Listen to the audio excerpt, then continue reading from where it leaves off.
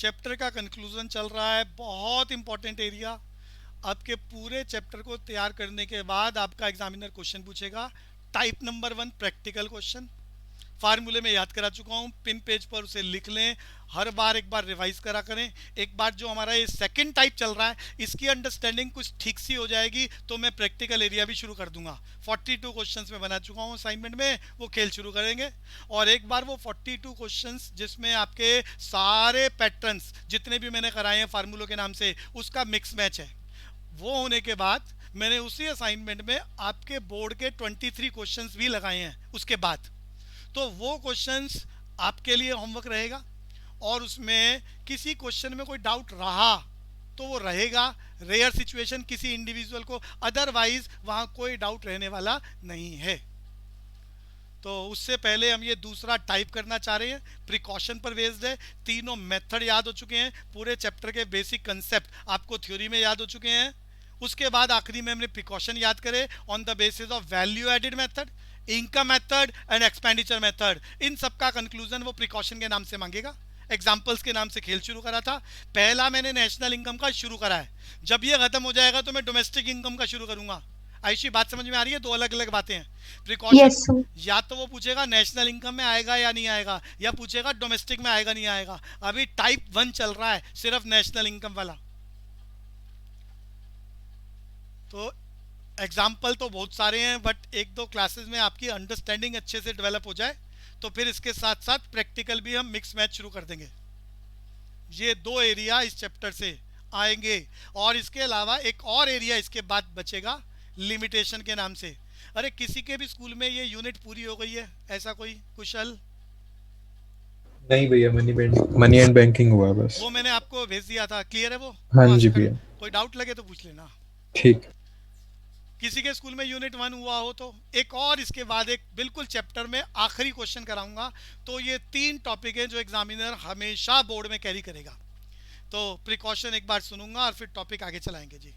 Precaution सब revise कर लो। कौन सुनाना चाहेगा? कितने बच्चों को याद है सारे precautions? Mix match, method wise नहीं पूछ रहा, बस वो सारी लाइनें बोलनी है जल्दी से। आयुषी, आप जल्दी से बोल दो। Precautions in the calculation of national income number 1, जल्दी जल्दी।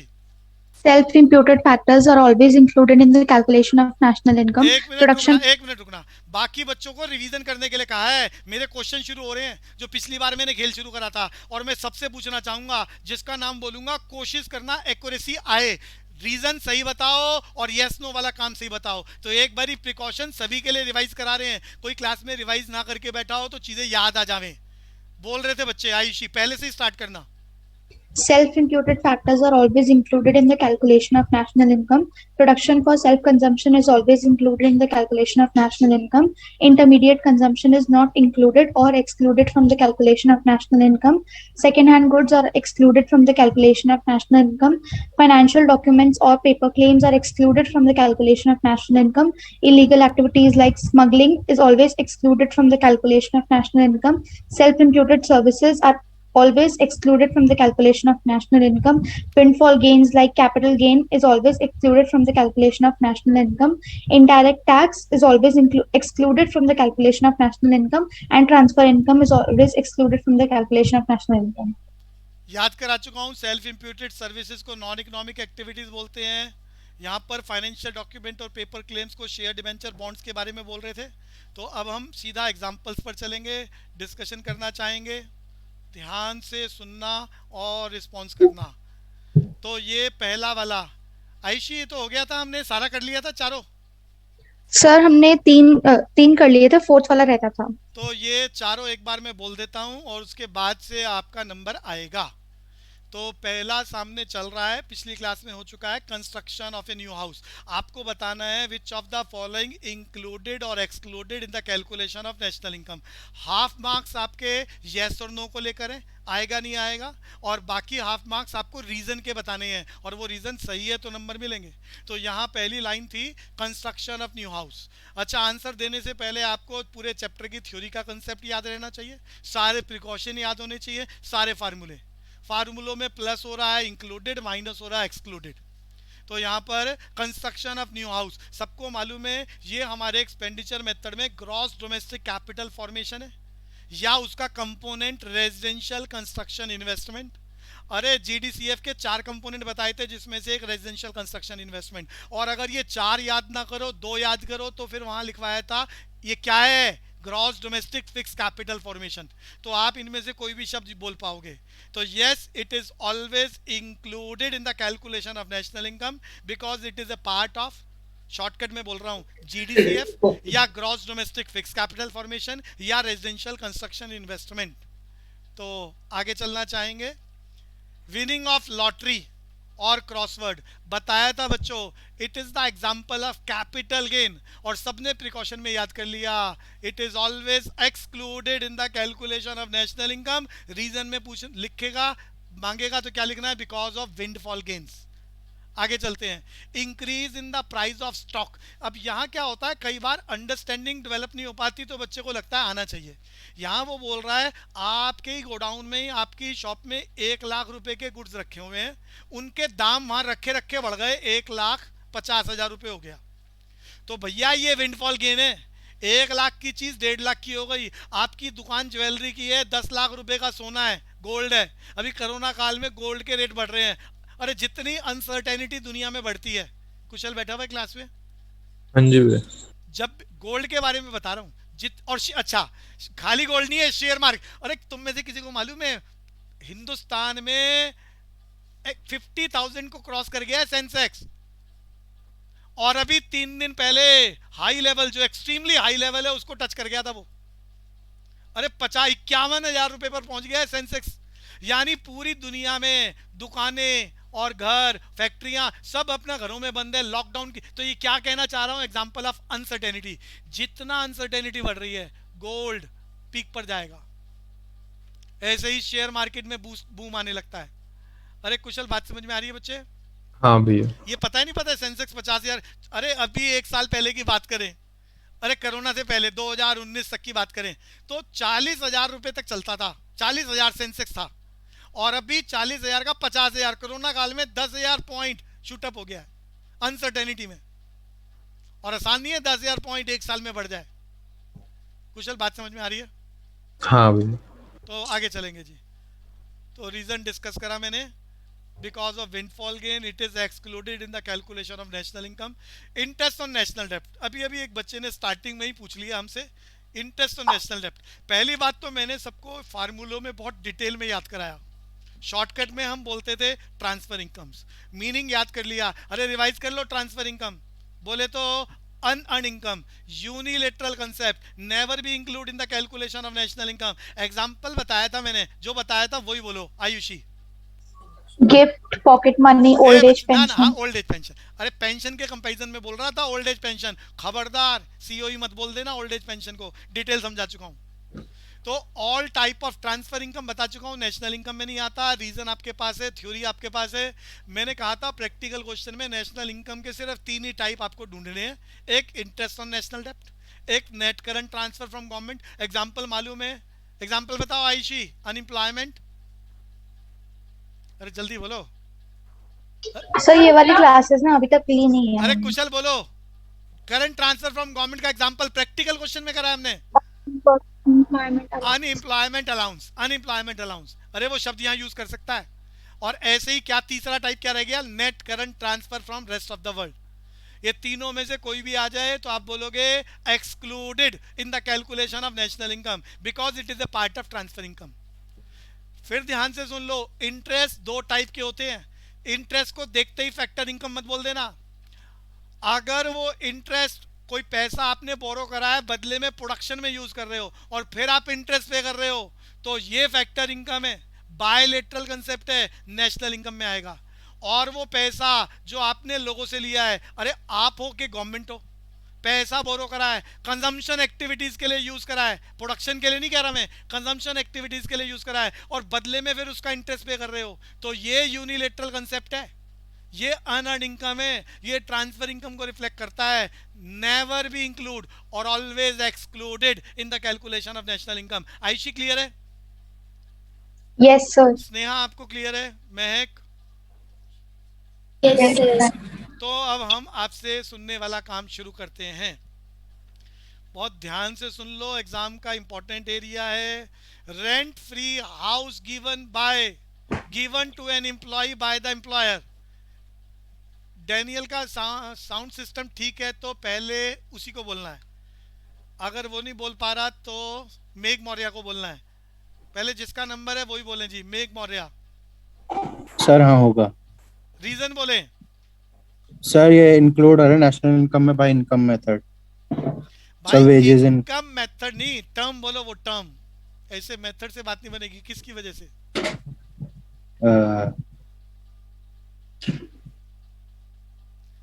सर इंक्लूड तो है। इंक्लूड होगा किस लिए? अरे यस नो, रीजन तो बताओ। बात थोड़ी देर में बताऊंगा, सही है गलत है।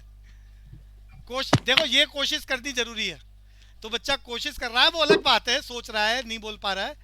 आदित्य आप बोलना चाह रहे थे बच्चे, रीजन। आदित्य बोलना चाह रहा था अभी कि rent free accommodation given by employer to employ. Sir मेरे को तो लगता है कि जो एक्सपेंडिचर मेथड में तो आपने लिखवाया था, जो occupying is own house should be included, या फिर सर सेल्फ इम्प्यूटेड फैक्टर्स हो सकते ना हैं। ना ना ना ना ना, गड़बड़ गड़बड़, थोड़ी सी गड़बड़ हो रही है। और किसी से पूछता हूँ। Wages in kind. Sir factor बढ़िया बात। Compensation of भैया employees. अब सुन लो ध्यान से, कुछ बच्चों को बिल्कुल ठीक आंसर आ गया है।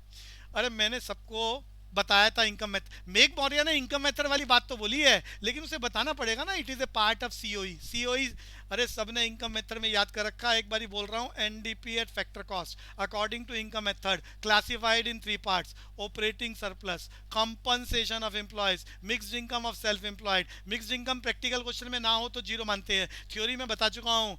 छोटे लेवल पर कोई भी एक किसान या कोई भी एक दुकानदार चारों फैक्टर खुद लगा रहा है और बदले में rent, interest, wages, profit mix form में मिल रहा है, mix income of self employed. Operating surplus याद करा चुका हूँ। रिवार्ड रिवाइज कर ले, क्या लिखवाया था? Reward of property and entrepreneurship, in other words aggregation of rent, interest, profit बोला था। लेकिन मैंने कहा था प्रैक्टिकल में एक और चीज हो तो कंपलसरी ले लेना, सिर्फ आयुषी बताएगी। रॉयल्टी। बढ़िया बात, विशाल सही बोल रहा है। अरे आयुषी याद था रॉयल्टी? Yes, sir. हाँ, तो रॉयल्टी जरूर ले लेना। फिर मैं सीओई की बात कर रहा हूँ। सीओई, जब भी आप अपनी सर्विसेज किसी कंपनी में देंगे तो बदले में कैश और काइंड में जो भी मिलेगा वो सारा का सारा सीओई, कंपनसेशन ऑफ एम्प्लॉयज। और ये compensation of employees always included in the calculation of national income. जब मैंने इसकी डिटेल समझाई तो पहली बात बताई थी, प्रैक्टिकल में वेजेस एंड सैलरी आता है कंपलसरी, किसी भी नाम के आगे अलाउंस लग जाए ले लेना। तीसरी बात बताई थी, अरे काइंड्स में बहुत सारे एग्जाम्पल लिए थे, फ्री का कंपनी मकान दे दे, रेंट फ्री अकोमोडेशन, यही लिखा हुआ है सामने। कंपनी कह रही है जब तक हमारे यहाँ नौकरी करोगे ये फ्री का बंगला है, रहो, जिस दिन नौकरी छोड़ोगे बंगला छीन लेंगे। अरे बड़े बड़े ऑफिसर्स को गवर्नमेंट सेक्टर्स में बंगला मिलता ही है, तो रेंट फ्री अकोमोडेशन लिखा हुआ है। ऐसे ही फ्री यूज ऑफ कार हो सकता है। और आखिरी चीज बताई थी, employer contribution in social security scheme, जिसे प्रोविडेंट फंड, पेंशन फंड के नाम से लिखा जा सकता है। तो भैया सबको पता चल गया, it is a part of compensation of employees. कोई फैक्टर इनकम बोल दे बिल्कुल ठीक है, सीओई भैया फैक्टर इनकम का ही पार्ट है। तो या तो इसका रीजन सीओई बोल देना, कंपनसेशन ऑफ एम्प्लॉयज, या एक बच्चे ने बोला था क्या, वर्क अगेंस्ट, अरे हमने लिखा था इन कैश और दूसरा काइंड, तो एक बच्चे ने इन काइंड बोला, सीओई इन काइंड, तो वो भी ठीक है, वो भी ठीक है। तो थ्योरी वाली बात को अपने शब्दों में लिख सकते हो, ये अलग अलग वोकेबलरी स्किल है। सीओई इन काइंड बोल दो, कंपनसेशन ऑफ एम्प्लॉयज बोल दो, या फैक्टर इनकम बोल दो। ये रीजन है बच्चों। So it is always included in the calculation of national income because of compensation of employees according to income method. आगे चलेंगे। प्रॉफिट अर्नड बाय द, किसी को भी डाउट है पूछना है, कहीं कंफ्यूजन लगे तो। अगले वाले सारे पॉइंट्स पढ़ के एक बार रीजन डेवलप कर ले, जिसका नंबर आए वो बताना। हमारी क्लास में अभी राम जी आए हैं। राम जी साउंड अनम्यूट करके बात करो। राम जी। सर मेरे बच्चे की फीस माफ कर दीजिए। आप कहाँ गया ये बच्चा? हाँ जी राम जी, कहाँ गए राम जी? सर राम राम। अच्छा, अरे बात तो कर लो फिर। जय श्री राम सर। हाँ हाँ बोलो। अरे बच्चे का नाम बताओ। सर मेरे नाना के काम।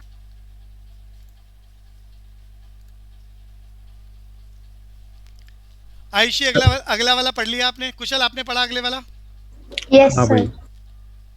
Profit earn by the branches of foreign bank, भैया बढ़िया वाली लाइन है।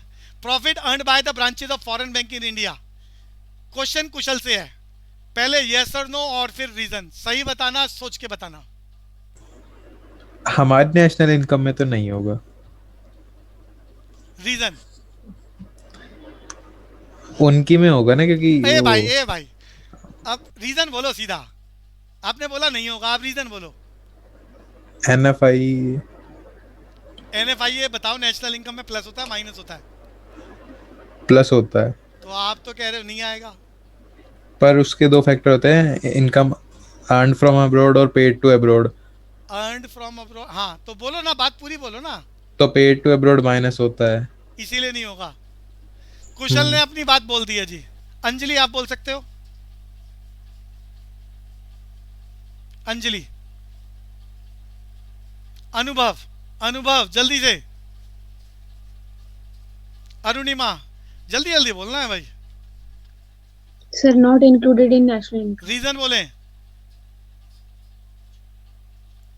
Sir, because it is the income of foreign bank, sir, not India. ऐसे sir, बोलना not था ना, our- क्वेश्चन में जो लाइन लिखी है बच्चा कह रहा है क्योंकि फॉरेन बैंक है। ऐसे नहीं नंबर मिलने वाले, ये बात गलत है, इससे नहीं बात बनेगी। आयुषी आप बोलो, रीजन बोलना सिर्फ।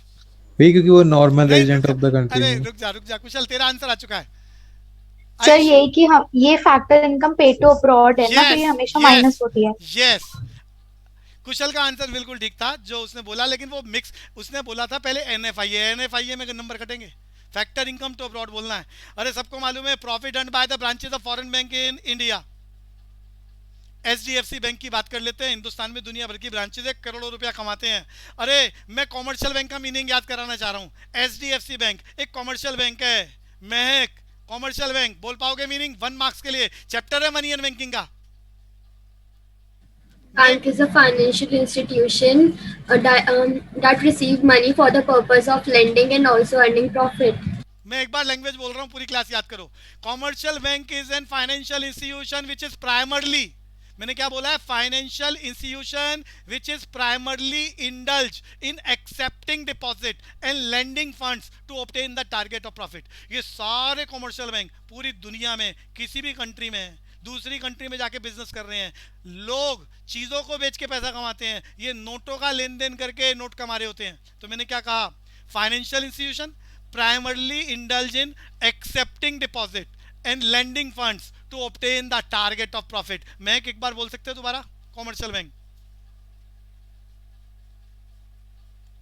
स्नेहा, कुशल, अरे जल्दी बोलो। Commercial bank. Commercial bank is a financial institution in which primarily indulge in the process of accepting deposits and lending funds for the purpose of raising profit। Profit centre है, सारे के सारे प्रॉफिट के लिए काम कर रहे हैं। उसमें से एक example HDFC bank, foreign bank, Hindustan में दुनिया भर की ब्रांच बना ली, पैसा कमाने के लिए आया है, हर साल पैसा कमा के अपनी कंट्री में ले जाता है। तो ये क्या है? Factor income to abroad. Factor income to abroad national income में माइनस होता है, सबको मालूम है, इसीलिए नेशनल इनकम में नहीं आएगा। तो स्टेटमेंट पता चल गई सबको? It is excluded in the calculation of national income because it is a part of factor income to abroad. Reason लिखना है फैक्टर इनकम टू अब्रॉड। आगे चलेंगे, कोई भी डाउट लगे तो बोलना है उसी वक्त। अगले पर चलेगा बच्चों, परचेज बाय फॉरेन टूरिस्ट। अब की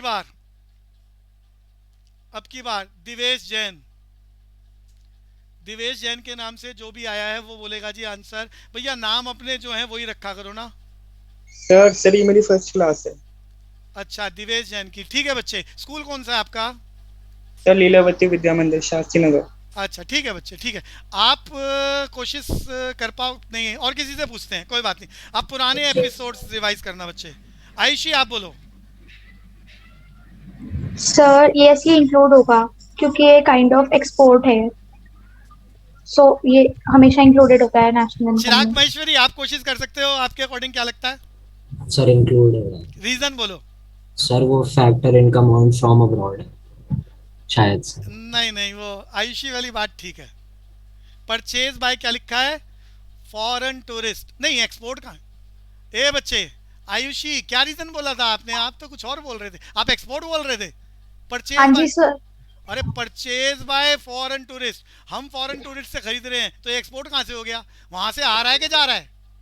आयुषी, सर पर वो हमसे खरीद रहे हैं ना, शायद ये है लाइन का ए मतलब। बच्चे, परचेज बाय फॉरेन टूरिस्ट, अच्छा फॉरेन टूरिस्ट खरीद रहा है, बिल्कुल ठीक है जी, एक्सपोर्ट का पार्ट है, सही बोला है आयुषी ने। सुन ले यहाँ ध्यान से, फॉरेन टूरिस्ट, अरे हम लोग विदेशों में जाके बेचें या विदेशी हमारे देश में आके कोई भी चीज खरीद ले तो it is a part of export. और आप सबको याद है, according to expenditure method, export national income में प्लस होता है माइनस? चिराग, प्लस। प्लस, इसीलिए इंक्लूड होगा। तो आयुषी का आंसर ठीक था। Purchase by foreign tourist, foreigner Hindustan में आके चीजें गोलगप्पे खा के चला जाए या हम फॉरेन कंट्री में गोलगप्पे जाके बेच दें, yes it is a part of export, so it is always included in the calculation of national income. इसका एक और टाइप सामने लिखा है, food purchase by foreign tourist at a hotel of New Delhi. भैया वही है, बस लैंग्वेज बदली है। Point number 8। सर हाँ बोलो बच्चे। सर इसके अंदर हम इसका रीजन, जैसे हमने पिछले वाले पार्ट में लिखा part of factor income to abroad, तो इसका एनएफआईए नहीं हो सकता कि हमको फॉरेन से पैसा मिल रहा है? फॉरेन से पैसा, खाली पैसा मिलने को तो हम नेशनल इनकम बोलेंगे नहीं। देखो यहाँ पर मैंने लैंग्वेज आपको समझाई है, फॉरेन टूरिस्ट हिंदुस्तान में आया और उसने गोलगप्पे की दुकान से गोलगप्पे खा लिए, तो ये क्या है? ये हमारा टाइप ऑफ एक्सपोर्ट है। या फॉरेन टूरिस्ट होटल में आया, उसने दुनिया भर की पेमेंट करी, दुनिया भर की पेमेंट करी चीज़ों को खरीदने में, तो ये हमारा एक्सपोर्ट है। हमने फॉरेनर्स को जाके बेच दिया, चाहे यहाँ पर बुला के बेच दो चाहे फॉरेन कंट्री में बेच दो। जबकि ऊपर वाला एग्जाम्पल क्या, फॉरेन बैंक का था, वो हिंदुस्तान में आया, वो लाखों रुपया लगा रहा है, अपनी ब्रांचेस बना रहा है और यहाँ से प्रॉफिट के नाम से कमा के लेके जा रहा है। वहां पर वो प्रॉफिट के नाम से कमा के लेके जा रहा है, यहाँ पर फॉरेन टूरिस्ट परचेज कर रहा है। परचेज का मतलब एक्सपेंडिचर मेथड का कंपोनेंट बोलना है आपको। ऊपर प्रॉफिट लिखा है तो इनकम मेथड का कंपोनेंट बोलना है। या तो इनकम मेथड का कंपोनेंट बोलो या फार्मूले में कोई बात है वो बोलो, factor income to abroad. Aditya को बात समझ में आ रही है? यस सर, तो यहाँ थैंक यू। परचेज की बात हो रही है, एक्सपेंडिचर मेथड की बातें करेंगे। तो it is a part of export which is always included in the calculation of national income. थोड़ी अंडरस्टैंडिंग बनाओ, कोई डाउट है तो पूछना, चीजें बदल बदल के दोबारा आएंगी। पॉइंट नंबर 8, अलीशा का नंबर है, rent received by Indian resident on their building rented out to foreigners in India. Alisha, national income में आएगा नहीं आएगा? With reason. सर आएगा क्योंकि फैक्टर इनकम फ्रॉम अब्रॉड का part, factor income from abroad का पार्ट। अब्रॉड है, बिल्कुल सही बोला है बच्चे ने। भैया हमने किसी फॉरेनर को बिल्डिंग किराए पर दे दी, अरे ध्यान से देखना, बिल्डिंग हमारे हिंदुस्तान में ही है और हम नॉर्मल पर्सन की बात कर रहे हैं, नॉर्मल रेजिडेंट की। लेकिन जिस फॉरेनर को दी है वो फॉरेनर पैसे कहाँ से भेजेगा? बाहर से, हमारे देश के बाहर से। तो ये क्या है? बाहर से जमीन के बदले में किराया आ रहा है, डॉलर्स की फॉर्म में, पॉन्ड्स की फॉर्म में, तो बाहर से आ रहा है। तो ये क्या है? Part of factor income from abroad which is always, अरे एनएफआईए भी लिखना चाहें तो लिख सकते। कुशल देखो, यहाँ एनएफआईए लिखो या फैक्टर इनकम फ्रॉम अब्रॉड, दोनों चलेगा। कुशल बात समझ में आ रही है? ठीक है भैया। तो it is a part of factor income from abroad, so it is included in the calculation of national income. और मैं एग्जांपल चेंज कर रहा हूँ, डाउट वाले बच्चे पूछेंगे उसी वक्त। कोशिश करेंगे सारी थ्योरी आपको याद हो जाए ताकि ये बातें आप बोल सके, सारे फार्मूले आपके माइंड में रहे, सारे प्रिकॉशंस रहे, तब जाके क्वेश्चन होगा। कंक्लूजन है आपके एग्जाम का कंपलसरी एरिया। पॉइंट नंबर 9 आपके सामने चल रहा है, payment of fees to a lawyer engaged by firm.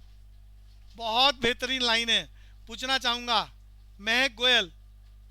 अरे और के बाद वाला नहीं पढ़ना, और के बाद वाला नहीं पढ़ना अभी। Payment of A fees of A lawyer engaged by the firm, महक ने बोला नहीं आएगा, रीजन बोलो जल्दी से। क्योंकि ये इंटरमीडिएट एक्सपेंडिचर है। अच्छा, और किसी से पूछते हैं?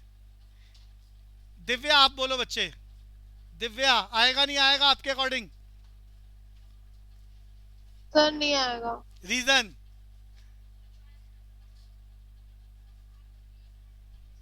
दिवेश टॉपिक को अच्छे से समझना। दिवेश आपका नाम दिवेश ही है ना?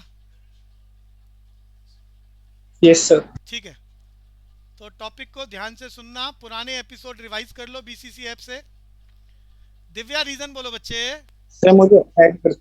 उसके लिए आपको व्हाट्सएप रिक्वेस्ट भेज देना, मैं आज ही ऐड कर दूंगा आफ्टर 9 o'clock सर बच्चे। ठीक। ओके बच्चे। ओके चिराग, सर रीजन नहीं बता। कोई बात नहीं, कोई बात नहीं। चिराग महेश्वरी, रीजन चाहिए मुझे, अगर नहीं आ रहा, और अगर आ रहा है तो बोलना है पहले आ रहा है। चिराग, सर इंटरमीडिएट ही लग रहा है। इंटरमीडिएट क्या बोला सेल्फ है? Imported services. एक मिनट, पहले चिराग बात कर रहा है, उसके बाद दूसरा बच्चा बोलेगा। चिराग जल्दी बोलो, आएगा नहीं आएगा? सर नहीं आना चाहिए। Reason, reason. Sir intermediate consumption. अच्छा, अब एक बच्चा और बोल रहा था, वो बोले जिसका जो बोलना चाह रहा था। बात पूरी करो बच्चे। भैया नहीं आएगा मेरे हिसाब से। क्यों? रीजन भैया सेल्फ इंपोर्टेड सर्विसेज। ना सेल्फ इंप्यूटेड नहीं है, सेल्फ इंप्यूटेड नहीं है। और कोई लागवी आप ट्राई कर सकते हो एक बार जल्दी से। सर नहीं होगा इंक्लूड। रीजन बोलो। सर रीजन नहीं पता, आपने पिछली बार भी एग्जांपल बताया तो ये बोला था इंटरमीडिएट गुड्स, ऐसे यस कुछ यस बोला था। यस। अब सुन लो सारे, अरे ध्यान से सुन लो, मैं लैंग्वेज बदलूंगा और खबरदार सेम आंसर बोला, पाप लगेगा आपको। बच्चों पहले मैं यही वाली स्टोरी सुना रहा हूं, मैं ऑलरेडी स्टोरी सुना चुका हूं। आप एक फर्म हो, प्रोडक्शन हाउस हो, ट्रेडर हो, मैन्युफैक्चरर हो, होलसेलर हो, आप किसी सीए को फीस पे करते हो उसकी सर्विसेज के अगेंस्ट, या कोई लॉयर हायर करते हो और उसकी सर्विसेज के बदले में उसको कोई पेमेंट करते हो। अरे दोनों एग्जांपल चल रहे हैं। सीए को आप कोई फीस दे रहे हो एज ए फर्म, लॉयर को फीस दे रहे हो उसकी सर्विसेज के अगेंस्ट, तो इट शुड बी रिकॉर्डेड। सबको मालूम है प्रॉफिट एंड लॉस की डेबिट साइड में लिखते हो। और ऐसे जितने भी खर्चे हैं, बिजली का बिल, पानी का बिल, जो भी फैक्ट्री में आ रहा है, लॉयर की फीस, वो सारी की सारी। अरे आपने 10 रुपए का रॉ मटेरियल खरीदा था, उसमें बिजली का बिल, पानी का बिल, सीए की फीस, ये सारे खर्चे जोड़ोगे और वो जो फाइनल गुड्स की वैल्यू आएगी जिसको बाजार में जाके बेचोगे, वो फाइनल गुड्स नेशनल इनकम में, money value of final goods आती है नेशनल इनकम में, तो उसमें ऑलरेडी लॉयर की फीस जुड़ चुकी होगी, लॉयर की फीस जुड़ चुकी होगी। तो लॉयर फीस क्या है? Intermediate consumption. मैंने सुनाया था, intermediate consumption expenditure never be included in the calculation of national income. मैं लैंग्वेज बदल रहा हूं, ये मैं ऑलरेडी सुना चुका हूं, दोबारा समझाए, मैं इसकी लैंग्वेज बदलूंगा। एक बारी पहले इसको याद कर लो मैंने क्या बोला है, इसको याद कर लो मैंने क्या बोला है। It is always excluded in the calculation of national income because it is a part of intermediate consumption expenditure। मेरी लैंग्वेज। अब की बार पहला आंसर दीपांशु चिलविल, दीपांशु कोशिश करेगा। बच्चे गलत सही की चिंता मत करना, मैं बोल रहा हूं payment of fees to a lawyer by you. अरे आपका मतलब हाउस होल्ड बोल रहा हूं, हाउस होल्ड लॉयर की फीस दे रहा है। अरे तुम लोग भी तो जब हजारों लाखों रुपया कमाते हो तो सरकार को टैक्स पे कर रहे हो, तो आपने लॉयर को हायर करा है, उसकी सर्विसेज के बदले में फीस दे रहे हो। चार्टेड अकाउंटेंट हायर करा है, उसके बदले में फीस दे रहे हो। लेकिन अब की बार फर्म की जगह मैंने हाउस होल्ड लगाया है। मेरा क्वेश्चन दिव्या से, बच्चे payment of fees to a lawyer by you और हाउस होल्ड, या expenditure by household on payment of fees to chartered accountant, Divya आएगा नहीं आएगा विद रीजन? सर शायद आएगा। भैया ये शायद वाली बात ना पेपर में तो चलेगी नहीं ना। अलीशा आप बोलो, एक ही बात बोलो जो आपको लगे। अलीशा, दीपांशु बोल सकता है तो बोलेगा। दीपांशु, गौरव अधिकारी, गीतांजलि, गीतांजलि आप बोलो बच्चे। सर नहीं आएगा। क्यों नहीं आएगा? रीजन? सर ये भी तो इंटरमीडिएट कंजम्पशन है ना। कनिका, कनिका आपका नंबर है। कनिका, सर मैं आई। हाँ बोलो, बिल्कुल बोलो। सर आएगा, फैक्टर इनकम है, क्योंकि उन हाउस होल्ड वाले तो P&L अकाउंट के डेबिट साइड में रिकॉर्ड करा नहीं होगा। पहली बात तो समझो, पेमेंट की बात हो रही है तो आप इनकम मेथड के टर्म्स यूज नहीं कर सकते। सर फैक्टर पेमेंट मामला कंजम्पशन एक्सपेंडिचर। फाइनल कंजम्पशन हाँ, एक्सपेंडिचर। यस सर, फाइनल भैया ये तैयारी बढ़िया है, ये तैयारी बढ़िया है।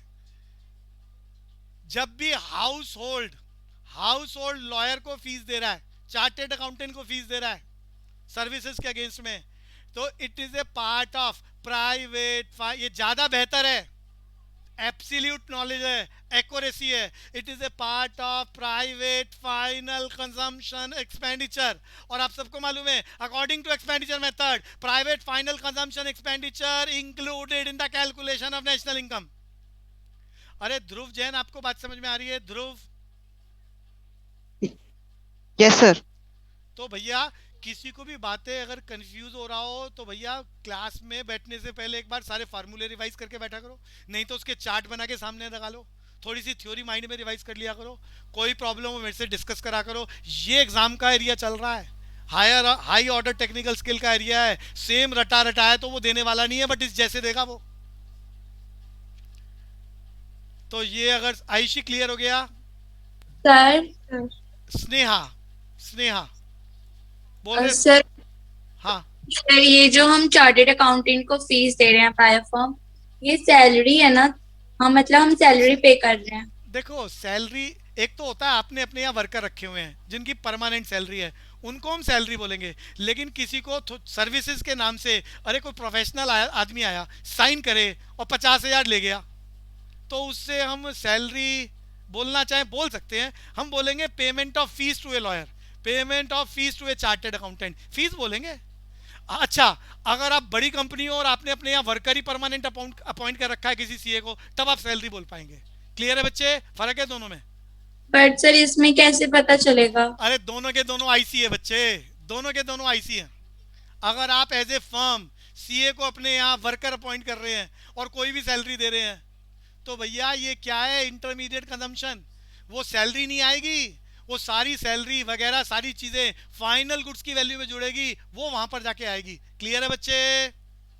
बट सर सैलरी हम इनकम मेथड में लेते तो थे. बच्चे मेरी बात समझो, जब यहाँ पेमेंट की बात हो रही है तो आप इनकम मेथड की बात नहीं कर सकते ना, आप सिर्फ एक्सपेंडिचर मेथड सोचोगे. वन साइडेड गेम है, आप एक ही लाइन के ऊपर तीनों मेथड नहीं लगा सकते. क्लियर है बच्चे? ये ध्यान रखना. अरे क्लियर है स्नेहा? Okay sir. तो यहाँ सिर्फ एक्सपेंडिचर मेथड के अलावा कुछ और नहीं सोचोगे. अगला अगला यहां मैंने दोनों बातें बता दी. फर्म पे कर रही है, आईसी नहीं आएगा, लेकिन यही खर्चा हाउस होल्ड करे तो it is a part of private final consumption expenditure which is always included in the calculation of national income. Point number 10, free medical facility provided by employer. अरे लाइन पूरी लिखी नहीं है, बट आप समझ गए होंगे. To the worker. अरे वर्कर को फ्री मेडिकल फैसिलिटी, एम्प्लॉयर किसको देगा फैसिलिटी? अपने वर्कर को देगा भैया. कभी तुम सोचो कि एनजीओ है ये, और एनजीओ जो है कोरोना काल में मेडिकल फैसिलिटी किसी भी सड़क पे चलते हुए इंसान को दे रही है, तो वो वाला खेल नहीं है. एम्प्लॉयर दे रहा है किसको? अपने वर्कर को मेडिकल फैसिलिटीज. मेरा क्वेश्चन सबसे पहले आदित्य खंडेलवाल से, बच्चे ये आएगा नहीं आएगा विद रीजन, ट्राई करना इंपॉर्टेंट है. सर आएगा क्योंकि ये परक्विजिट है, तो इनकम मेथड से सीओई. पेपर में परक्विजिट मत लिखना, सीओई ठीक है, या या सीओई इन काइंड्स. परक्विजिट तो इंग्लिश लैंग्वेज वाला टर्म है, इकोनॉमिक्स के टर्म्स यूज करने हैं आपने, वो भी इनकम मेथड वाले. तो यहाँ पर आप लिख सकते हो इट इज ऑलवेज. बिल्कुल ठीक आंसर आ गया बच्चों. और इसका और वाला ऑप्शन भी पढ़ लो, कोई डाउट है तो वो पूछ सकता है. Free boarding and lodging facility provided to domestic servant. कौन प्रोवाइड कर रहा है? एम्प्लॉयर. एम्प्लॉयर कह रहा है कि कहीं भी घूमने के लिए जाओ तो रहने खाने का, अरे रहने का और जो भी ट्रेन का खर्चा है वो हम देंगे. ट्रेन की टिकटें दे दी, होटल की टिकटें दे दी, जाओ एंजॉय करो. तो ये क्या है? Part of compensation of employees, so included in the calculation of national income. Doubt है पूछ सकते हैं. अमन बात समझ में आ रही है? अमन? Yes sir. अंजलि आपको क्लियर हो रहा है बच्चे? अंजलि कोई भी डाउट है पूछना बच्चे. आगे चलेंगे. पॉइंट नंबर 11 पर आ गए. Gift received from abroad. मेरा क्वेश्चन दिव्या से है, ये आएगा नहीं आएगा नेशनल इनकम में? अरे नेशनल इनकम चल रहा है, डोमेस्टिक सर नहीं आएगा. ट्रांसफर. बढ़िया बात, बिल्कुल बढ़िया बात, सबने याद करा है. गिफ्ट, स्कॉलरशिप क्या है? Unilateral concept. अनअर्न्ड इनकम होती है. ट्रांसफर इनकम के एग्जांपल्स हैं, और ट्रांसफर इनकम कभी भी नेशनल इनकम में काउंट नहीं होती. मेरा क्वेश्चन आयुषी से है, सिर्फ आयुषी. आप मुझे बताओ, अगर ये गिफ्ट रिसीव होते आपको, स्कॉलरशिप रिसीव होते आपको, तो बताओ क्या ये प्राइवेट इनकम पर्सनल इनकम में आएगा? मैंने फार्मूले याद करा रखे हैं। आयुषी, सिर्फ आयुषी, सर आप रिपीट करोगे क्वेश्चन? अगर ये गिफ्ट आपको मिल रहा है तो, अरे गिफ्ट या स्कॉलरशिप, तो बताओ पर्सनल इनकम में आएगा नहीं आएगा?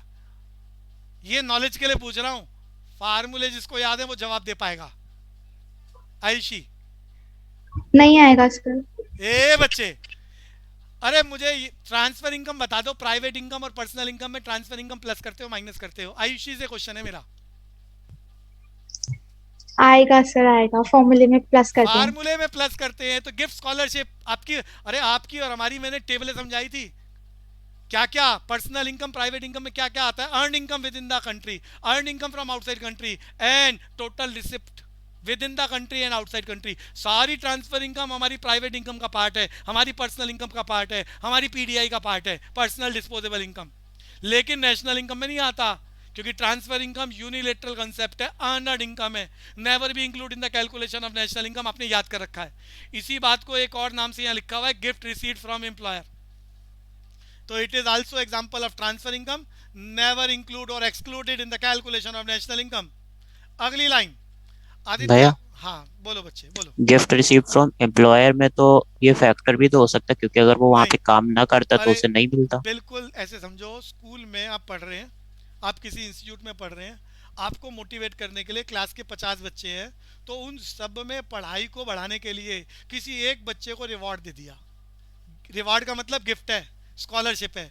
उसका पर्पज है जिसको गिफ्ट मिलेगा वो भी मोटिवेट हो रहा है पढ़ाई को करने के लिए, और बाकी बच्चों को भी मोटिवेशन मिल रहा है। लेकिन ये रिवॉर्ड नहीं है पढ़ाई का, इसलिए वो पढ़ाई नहीं कर रहा कि उसे गिफ्ट मिले। वो इसलिए पढ़ रहा है कल को उसे 12th में पास होना है, वो इसलिए पढ़ रहा है क्योंकि उसे कल को कॉलेज में जाना है, वो इसलिए पढ़ रहा है क्योंकि कल को उसे अपॉर्चुनिटी, कल को कैरियर अपॉर्चुनिटीज करनी है। अरे बात समझ में आ रही है? ये Yes, बात sir. क्लियर है? तो वही वाला एग्जांपल है। एम्प्लॉयर भी, अरे आप सब ने बीएसटी में पढ़ा होगा, नहीं तो आगे पढ़ोगे मोटिवेशन के लिए। अरे मैनेजमेंट करनी है कॉमर्स के अंदर, तो कंपनी का मालिक 50 वर्कर्स में आपस में कंपटीशन बढ़े। अरे एक आदमी की स्पीड ज़्यादा है, ज़्यादा तेज़ी से प्रोडक्टिविटी कर रहा है, वो मार्जिनल प्रोडक्शन एमपी बहुत ज़्यादा है, दूसरे का कम है, जबकि वो भी ज़्यादा कर सकता है। तो मोटिवेट करने के लिए उनमें प्राइस डिस्ट्रीब्यूट कर दिया कुछ 4 लोगों में, तो कंपटीशन बढ़ जाएगा, प्रोडक्टिविटी एनहांस हो जाएगी। बट ये सीओई का पार्ट नहीं है, ये सीओई का पार्ट नहीं है। क्लियर हो गया बच्चे को? Yes sir, thank you. आगे चलेंगे जी भैया। मेरी अगली statement, profit of Reliance industries from its chemical business in Australia. मेरा क्वेश्चन विभोर से है। गरिमा, गरिमा अगर कोशिश कर सके तो। गरिमा पुराने एपिसोड्स को भी थोड़ा समय निकाल के रिवाइज करो। हर्षिता आप बोल पाओगे? हर्षिता रचोया, हर्षिता।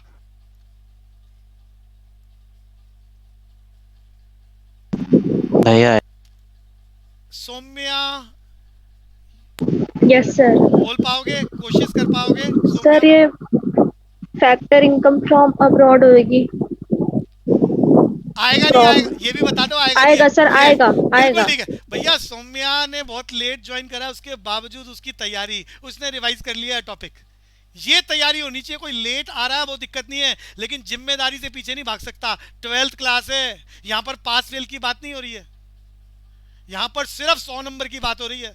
और 1 नंबर कम आ जाए हम एडजस्टमेंट कर लेंगे, 2 नंबर कम आ जाए 98 99, बस इससे ज्यादा का खेल नहीं बिगाड़ सकते आप।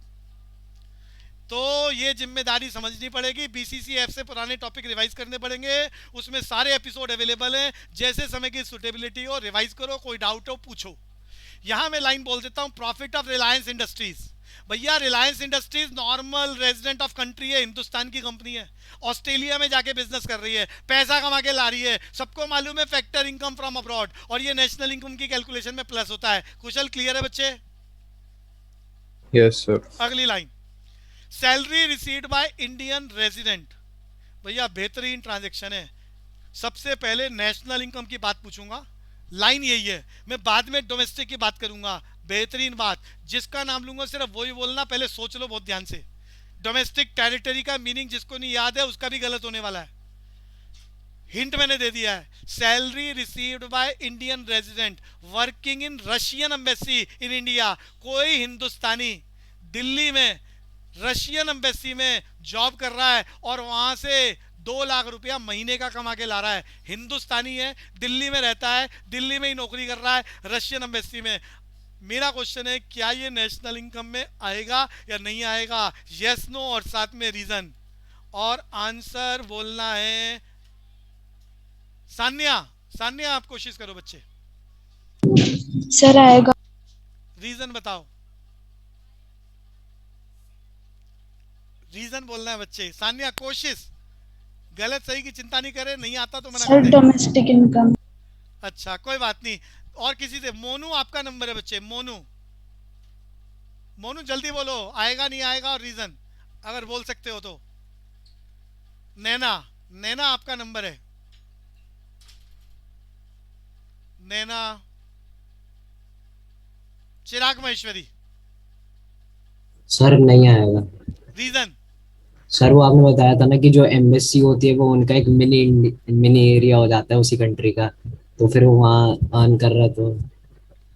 आपको थोड़ा और थोड़ा सोचना है। प्रीतीश रुक जाओ, अभी रुक जाओ। प्रीतीश पहले मैं 2-4 बच्चों से पूछना चाहूंगा, ये जो कम बोलते हैं उनका भी पार्टिसिपेशन होना चाहिए खेल में, खेल चल रहा है पढ़ाई का। प्रीतीश कोशिश करने वाला काम, प्रीतीश मौर्य।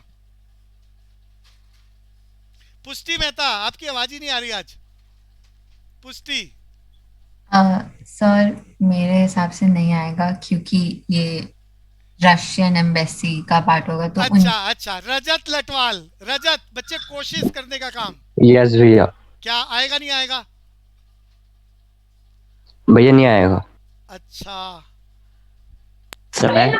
अरे रुक जाओ। रिया गुप्ता आप कोशिश करो, रिया गुप्ता। रिया, मैं इसीलिए कह रहा हूँ एग्जाम्पल करने बहुत जरूरी है, नहीं तो पेपर में नुकसान हो जाएगा। रिया गुप्ता। नमन खंडेलवाल। रिया बोलो रिया बोल रहे थे, रिया बोल रहे थे। नमन खंडेलवाल। सर आना चाहिए बिकॉज नॉर्मल रेजिडेंट तो इंडिया का ही है ना। आना चाहिए का रीजन बता दो बस। सर वो नॉर्मल रेजिडेंट तो इंडिया का ही है। नहीं बनी बात। साहिल राजपाल आप कोशिश कर सकते हो, साहिल राजपाल। साहिल। सर आएगा। रीजन चाहिए मुझे, रीजन आने का तो आइडिया लग गया।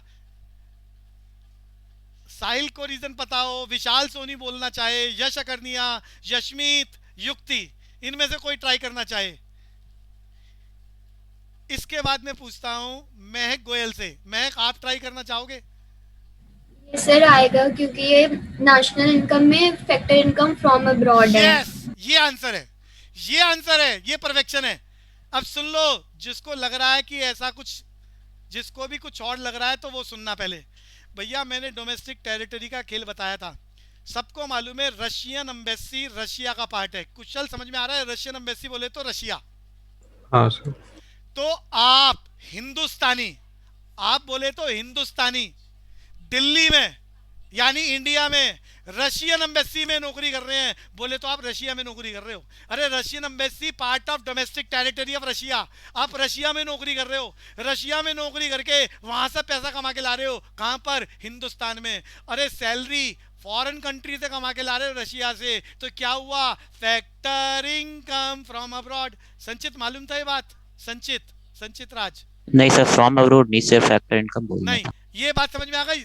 फैक्टर इनकम से नहीं मिलेंगे नंबर, ये फैक्टर इनकम फ्रॉम अब्रॉड है। रशियन एम्बेसी बोले तो रशिया सबको मालूम है। इंडियन एम्बेसी पूरी दुनिया में कहीं पर भी हो, वो हिंदुस्तान की डोमेस्टिक टेरिटरी है। वो अमेरिका में हिंदुस्तान की एम्बेसी वो मिनी इंडिया है, वहाँ हमारे लॉ एंड ऑर्डर चलते हैं, वो अमेरिका है ही नहीं।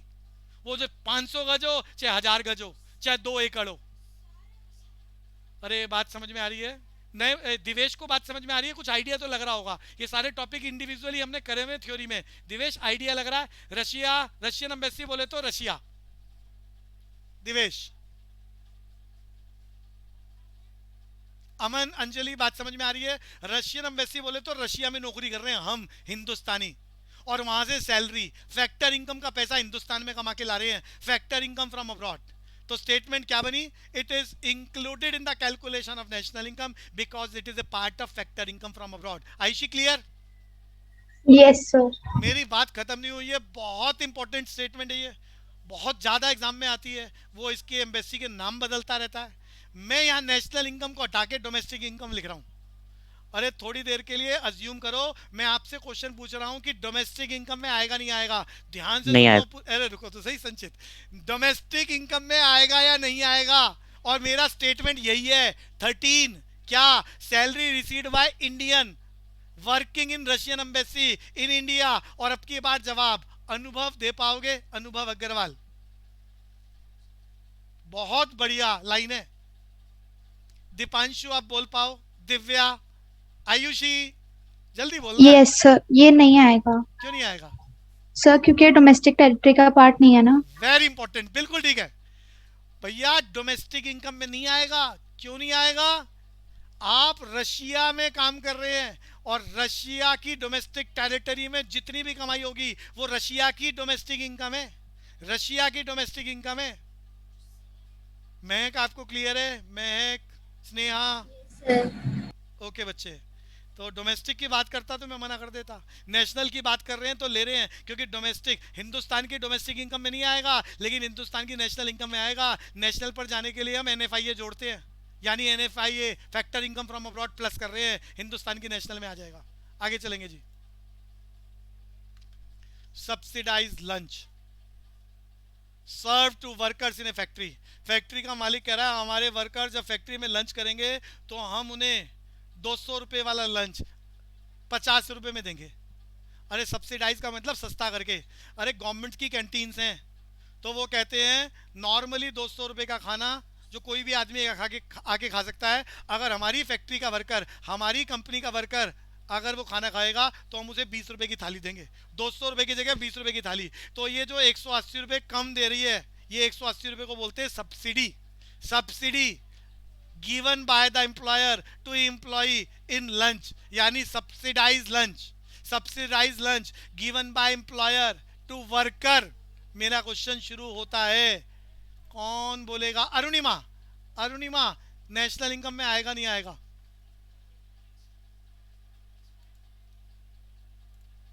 सर हाँ बोलो बच्चे, आएगा नहीं आएगा? अरुणिमा, दिव्या आप बताओ। दिव्या सबसे सर हाँ बोलो। आएगा, क्यों आएगा? रीजन दिव्या, रीजन बताएं। अनुभव, कुशल आप बोलो। सर हाँ नहीं आएगा भैया, क्योंकि सब्सिडीज को तो माइनस करते हैं ना। अच्छा दिव्या आप कुछ बोल रहे थे? हाँ सर नहीं आएगा। ए बच्चे पलटी मारते हो तुम, ये क्या मतलब है? यानी बोर्ड के पेपर में कोई बच्चा किसी क्वेश्चन का आंसर बोल दे और तुम अपना करा कराया उसकी बात सुन के चेंज कर दो कि वो बच्चा बोल रहा है इसीलिए हम वही करेंगे। आदित्य आप बोलो, आपको क्या लगता है? Subsidize lunch given by employer to employ. Aditya Khandelwal. Alisha. Sir आएगा क्योंकि सीओई का पार्ट है। यस। अरे क्यों नुकसान कर रहे हो भैया?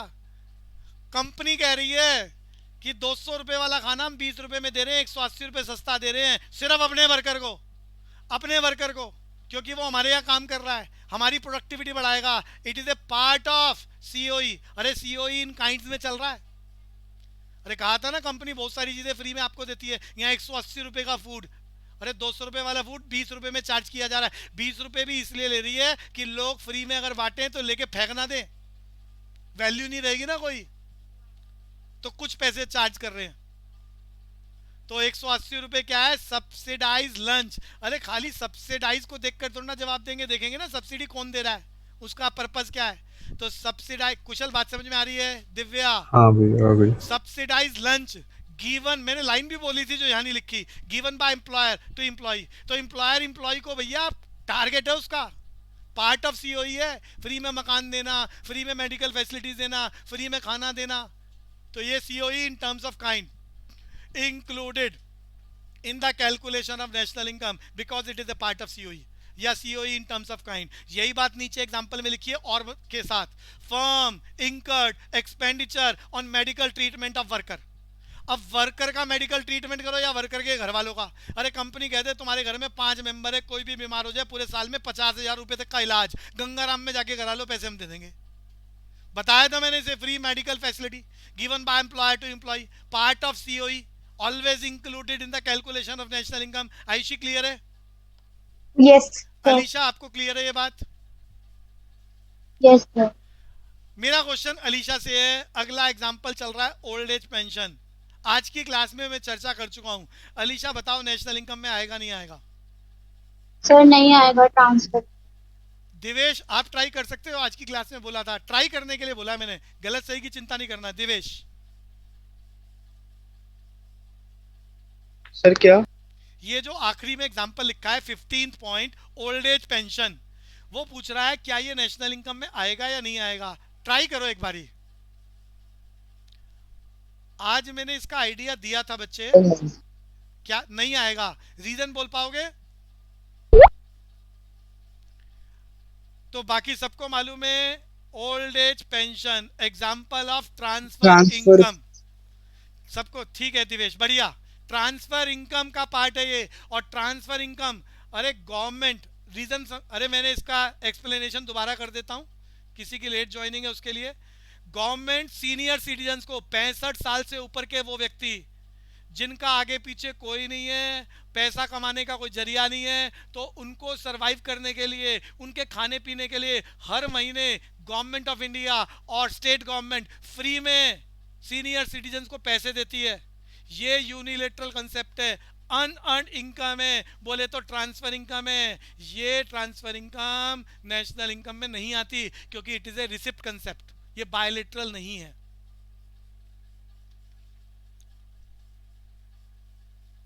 अनुभव आपको क्लियर हो रहा है बच्चे? अनुभव अग्रवाल साउंड अनम्यूट करके बात करें बच्चे।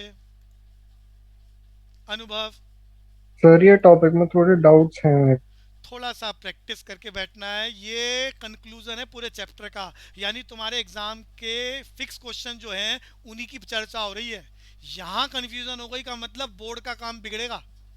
पूरे चैप्टर का खेल यहाँ आके ख़त्म होता है, तो ये प्रैक्टिस अच्छे से कर लो। इसमें 2 दिन, इसीलिए मैंने बहुत सारे एग्जाम्पल्स बनाए हैं। मैं बार बार इन शब्दों को एग्जाम्पल बदल बदल के चर्चा कर रहा हूँ, तो पुरानी बातें रिवाइज करके बैठो।